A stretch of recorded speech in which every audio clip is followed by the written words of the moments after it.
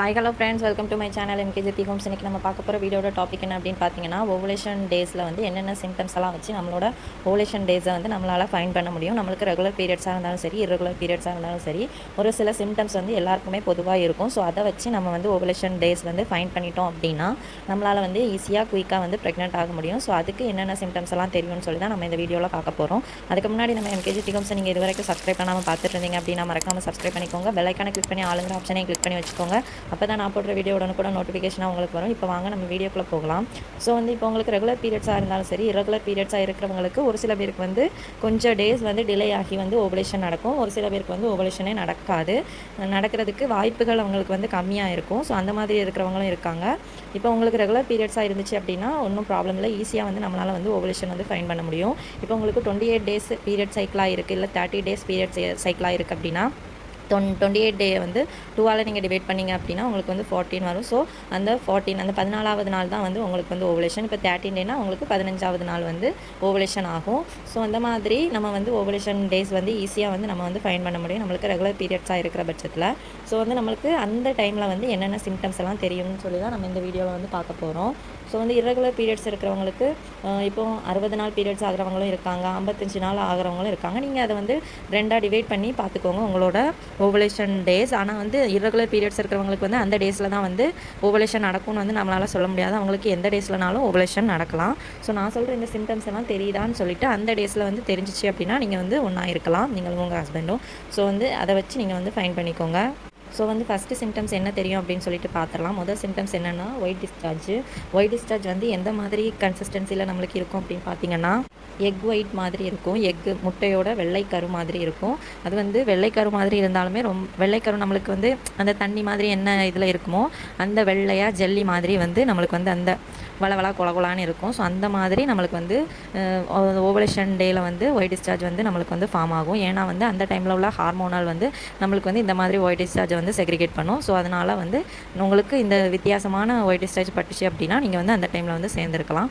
இல்லைனா ஒரு சில பேருக்கு வந்து இந்த எக் ஒயிட் மாதிரி இல்லாமல் வாட்டரியா தண்ணி மாதிரி அதிகமாக வந்து ஒயிட் டிஸ்சார்ஜ் படலாம். ஸோ அந்த மாதிரி இருந்தாலும் அது வந்து ஓவலேஷனுக்குள்ள சிம்டம்ஸ் தான். இப்போ வந்து எதனால் வந்து இது தண்ணி மாதிரி வாட்டரியா அந்த வளவளா கொலக்கொலான்னு இருக்குன்னு சொல்கிறேன்னு பார்த்தீங்கன்னா, அந்த மாதிரி இருக்கும்போது தான் நம்ம வந்து சேர்ந்துருக்கும்போது அந்த எக்கும் ஸ்பேமும் மீட் ஆகும். ஸோ அந்த ஸ்பேம் வந்து அந்த எக்கில் போய் சேர்றதுக்கு வந்து இந்த ஒயிட் டிஸ்சார்ஜ் வந்து தண்ணி மாதிரி அந்த தண்ணி கன்சிஸ்டன்சியில் இருந்துச்சுன்னா அந்த ஸ்பேம் வந்து ஈஸியாக போய் நீந்தி அந்த எக்கோட மீட் ஆகிரும். ஸோ அதனால தான் வந்து நம்மளுக்கு அந்த டைமில் வந்து இந்த மாதிரி ஒயிட் டிஸ்சார்ஜ் வந்து நம்ம பாடி வந்து ப்ரொடியூஸ் பண்ணுது. ஸோ இது தாங்க இதோட மெயினான ரீசன். ஸோ இது ஒரு சிம்டம்ஸ். நெக்ஸ்ட்டு சிம்டம்ஸாக என்ன அப்படின்னு பார்த்தீங்கன்னா, பாடி ஹீட்னஸ் இருக்கும். ஸோ பாடி ஹீட்னஸ் வந்து ரொம்ப தெரியாது, ஆனால் வந்து நார்மலாக நம்மளோட பாடி டெம்பரேச்சரை விட கொஞ்சம் அதிகமான ஹீட்னஸை வந்து நம்மளால் வந்து ஃபீல் பண்ண முடியும். ஸோ அதுவும் அந்த ஒரு சில நாட்களில் மட்டும்தான். ஸோ நீங்கள் அந்த உங்களோட ஓவலேஷன் டேஸ் கரெக்டாக கால்குலேட் பண்ணி 1 டே விட்டு நீங்கள் வந்து இன்டர்கோர்ஸில் இருந்தீங்க அப்படின்னா கண்டிப்பாக உங்களுக்கு வந்து ஈஸியாக உங்களோட ப்ரெக்னென்சி கன்ஃபார்ம் ஆகும், உங்களுக்கு பேபியும் ஃபார்ம் ஆகும். ஸோ இது வந்து செகண்ட் சிம்டம்ஸ். தேர்ட் ஒன்று என்ன அப்படின்னு பார்த்தீங்கன்னா, ஸ்டொமக் பெயின். இது வந்து நம்ம நிறைய இடத்துல வந்து இந்த ஸ்டொமக் பெயின் பற்றி சொல்லியிருக்கோம்.